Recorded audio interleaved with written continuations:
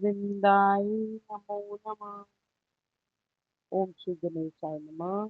श्री सीताराम नमः। श्री राधे श्याम नमः। उमापति महादेव की जय। श्री गुरुदेव नमः। श्री हनुमते यहाँ विराजिए। सब संतन की जय। सब भक्तन की जय। जय जय सीताराम। जय जय राधे श्याम। श्री हरिवंश। श्री हरिवंश। श्री हरिवंश। अध्याय 7 श्लोक संख्या नंबर 14।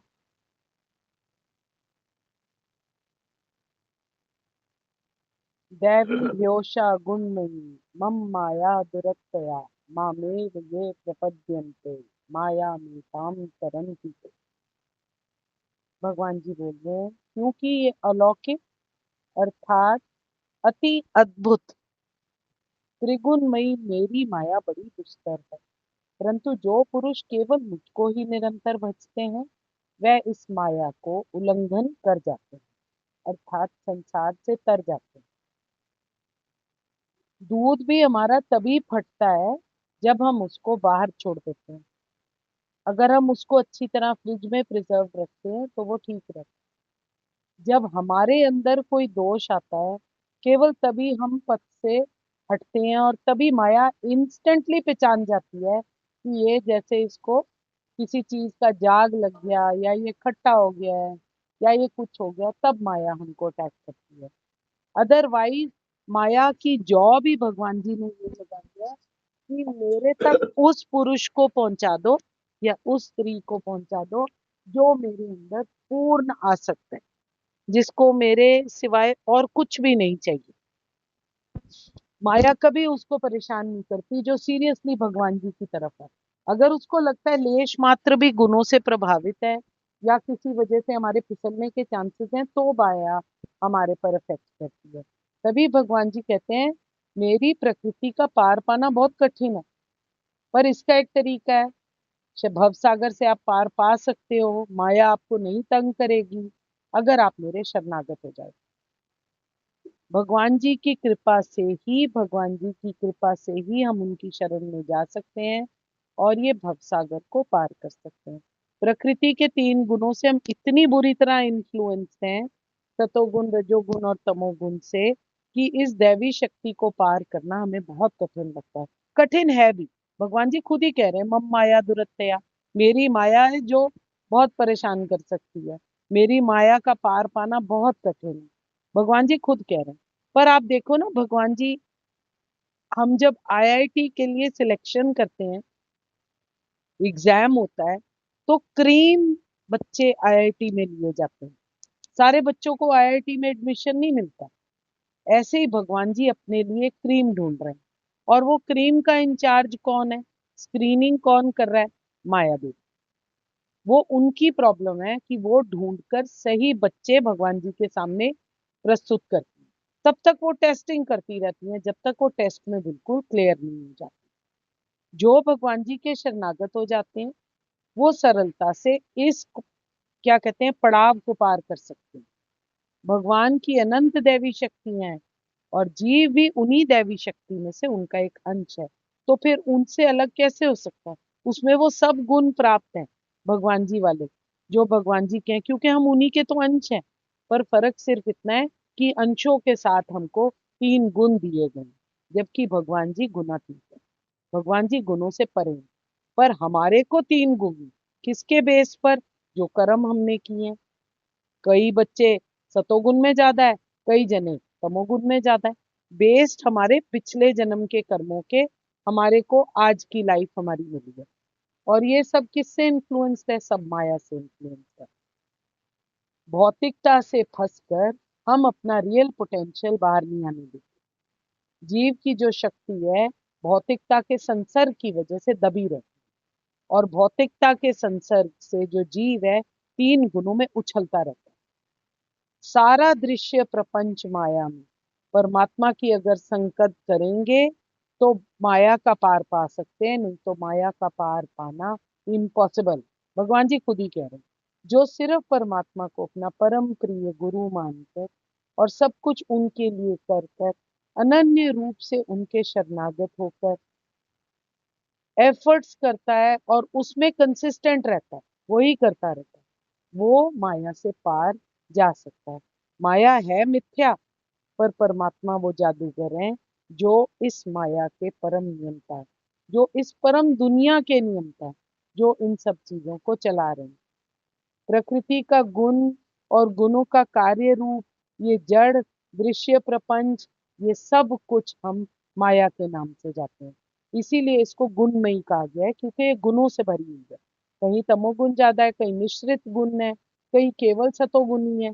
डिपेंड करता है कि कौन सी चीज को हम अपने अंदर बाहर निकलने देते हैं। ये भगवान की अपनी अनन्य साधारण अत्यंत विचित्र शक्ति है। इसी से इसको दैवी शक्ति कहा जाता है। मम मतलब मेरी, मम माया दुरत्तया, मैं ही इसका स्वामी हूँ, और मेरी शरण हुए बिना मनुष्य इस माया को सहज पार नहीं कर सकता, चाहे कुछ भी करता रहे।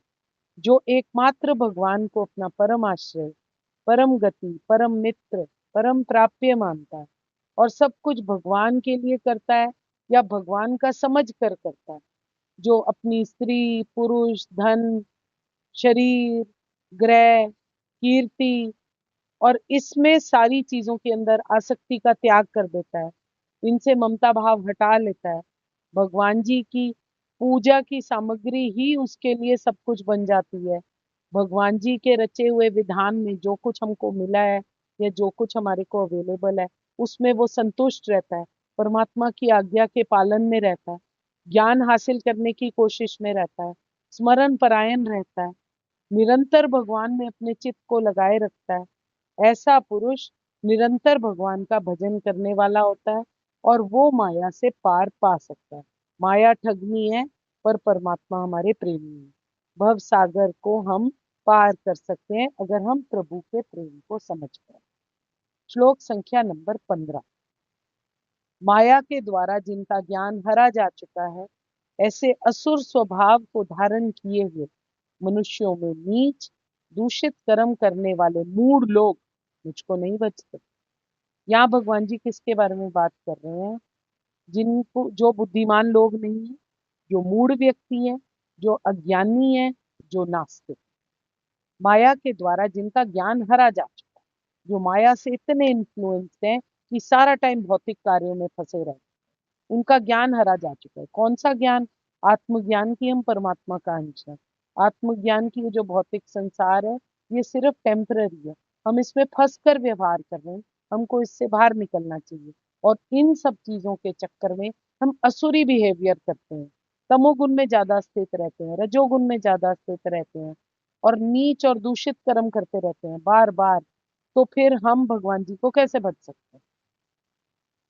जो निपट मूर्ख है, मनुष्यों में अधम है, जिसका ज्ञान हरा जा चुका है, जो माया में बुरी तरह फंसा हुआ है, एज ए रिजल्ट उसकी जो प्रकृति है वो आस्तिक, सॉरी, असुरी प्रकृति हो गई है, जो नास्तिक थॉट्स वाले लोग हैं। ऐसे मूर्ख घमंडी, जिनकी बुद्धि माया ने हर ली हो, जो खुद को हमेशा हर चीज में कर्ता मानते हैं, छोटी छोटी बातों में पड़े रहते हैं, करप्ट काम करते रहते हैं, केवल करप्ट काम करते रहते हैं, ऐसे भगवान जी कह रहे हैं ऐसे जो लोग हैं वो मूढ़ व्यक्ति हैं। ऐसे कौन है जो कृष्ण को नहीं भजते? वो केवल ऐसे ही लोग हैं जिनकी बुद्धि माया ने हर ली। केवल भगवान के चरण कमलों में अगर हमें अटल विश्वास है और हम शरणागत होते हैं, तो इस प्रकृति के जो कठोर नियम हैं उनको हम लांघ सकते हैं। नहीं तो ये माया हमको अपने चपेटे में फंसाए रखेगी, बाहर नहीं निकलने देगी। भगवान कह रहे हैं जन्म जन्मांतर से हम ऐसे पाप कर रहे हैं, और इस जन्म में भी जो जानबूझकर पापों में ही प्रवृत्त होते हैं, ऐसे ऐसे दुष्कृति लोग, ऐसे पापात्मा लोग, जो जिनकी प्रकृति यही बन गई है, जो समझ ही नहीं पा रहे, जिनके मन में कभी ये क्वेश्चन नहीं आता कि हम कौन है, ये प्रकृति क्या है, भगवान जी क्या है, भगवान के साथ हमारा क्या रिलेशनशिप है, हमारा क्या संबंध है, क्यों कई चीजों में हमको आनंद का एहसास होता है, कईयों में नहीं होता। इन बातों को जो जानने की तकलीफ ही नहीं करता, जो समझ ही नहीं पाता कि मनुष्य का जो जन्म है उसका उद्देश्य केवल भगवत प्राप्ति है और भजन जिसका प्रधान कर्तव्य नहीं है वो विवेकहीन और मूढ़ मनुष्य है। उसके विचार और कर्म बिल्कुल नीच प्रकार के हैं। केवल श्री कृष्ण ऐसे विषयासक्त जिसको कहते हैं प्रमाद से भरे हुए, आलस्य से भरे हुए व्यक्ति जो सिर्फ विषय भोगों में अपना जीवन नष्ट करते जा रहे हैं, उनका उद्देश्य कुछ है ही नहीं, निंदित कार्य करते हैं, नीच कर्मों में लगे रहते हैं, उनको हम नराधम के नाम से जानते हैं। ये माया के द्वारा इनका ज्ञान हरा जा चुका है। पर इनका ज्ञान माया के द्वारा क्यों हरा गया? क्योंकि ये अपने आप चाहते हैं किसी और गुण में एग्जिस्ट करना, सतोगुण में एग्जिस्ट ही नहीं करना चाहते। इनकी इच्छा ही है कि ये तमोगुण को बढ़ावा देते हैं अपनी लाइफ में, अश्रद्धा से भरे रहते हैं। इनका विवेक नष्ट भ्रष्ट हो गया है। ना इनका कोई वेद से कुछ लेना, ना गुरु परंपरा के सदुपदेश सुनते हैं, ना शास्त्र अध्ययन करते हैं, ना ईश्वर को ध्याते हैं, ना नाम जप करते हैं। कर्म फल भी इनके ऐसे ही हैं। पुनर्जन्म में इनको कोई विश्वास ही नहीं है। दूसरों के लिए अनिष्ट कार्य करते हैं, अज्ञान में पड़े रहते हैं। दम्भ, अभिमान, कठोर, दर्प, काम, क्रोध, लोभी, मोह से भरे हुए जितने भी असुर स्वभावों को हम जान सकते हैं, ऐसे एक्टिविटीज करते रहते हैं। इनको भगवान जी कह रहे हैं ये मूढ़ है, ये मूढ़ व्यक्ति हैं। और ये जब तक मुझ में अटल विश्वास नहीं स्टैब्लिश करते, मैं इनको माया से नहीं बचा सकता। ये मूढ़ मनुष्य मेरी शरण जब तक नहीं होते, जब तक कृष्ण को नहीं बचते, तब तक ये यहीं फंसे रहेंगे, क्योंकि इनका ज्ञान जो है वो समाप्त हो चुका है। ये अपनी बुद्धि माया को खो चुके हैं, निपट मूर्ख हैं, नीच हैं, कपटी हैं, दूषित कर्म करते हैं, घमंडी हैं, छोटी और अप्रिय बातों में और हरकतों में अजीब अजीब से कटाक्ष करने वाले हैं और माया से ग्रसित हैं। श्लोक संख्या नंबर 16।